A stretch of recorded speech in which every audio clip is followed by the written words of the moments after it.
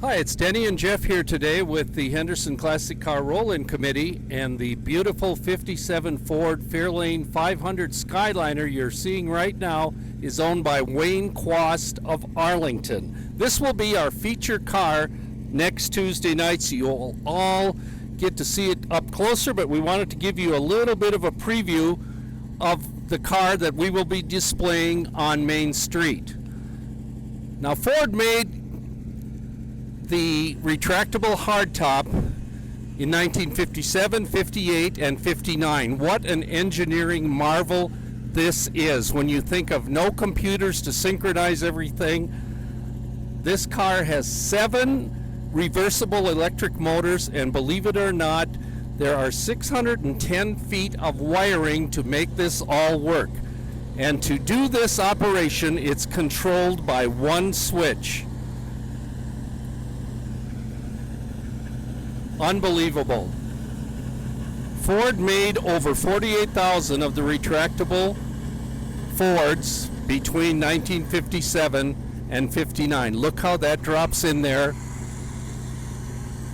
and how the trunk lid comes down. Amazing technology for 1957. And you know that 57 was, of course, in the fin era. Ford's fins weren't perhaps as big as some of the GM and Chrysler products, but they're a little subtle, but they're beautiful. As we go around to the back end, you can see the afterburner jet plane inspired taillights. What a beautiful car.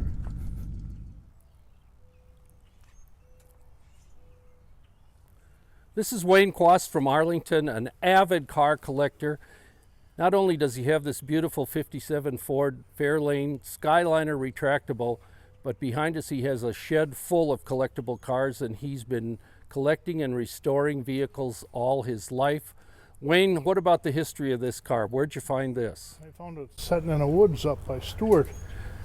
It belonged to a guy in town here, and I'd asked him about it 100 times.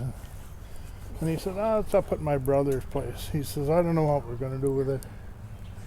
And I said, well, if you're ever interested in selling it, I said, let me know. Well, he said, I'm going to have to do something with it pretty soon because my brother sold the farm and he's got to get it out of there. And I said, well, I'll go take a look at it once with you. So we drove up one night, and there was a tree laying on the back corner on the right rear quarter.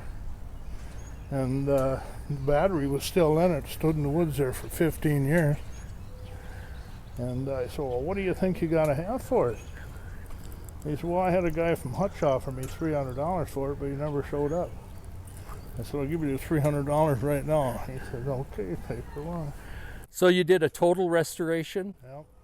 Now, what is this, a 292 in this? Actually, it had a 312 in it, but it had a sleeved motor. There was a sleeve in it, and I had a 58 292, and that's what I put in there. Now, this is probably a dumb question, but because of all the electronic components and stuff, did this require any bigger battery or a generator or anything, or it's all pretty much stock? All pretty much stock.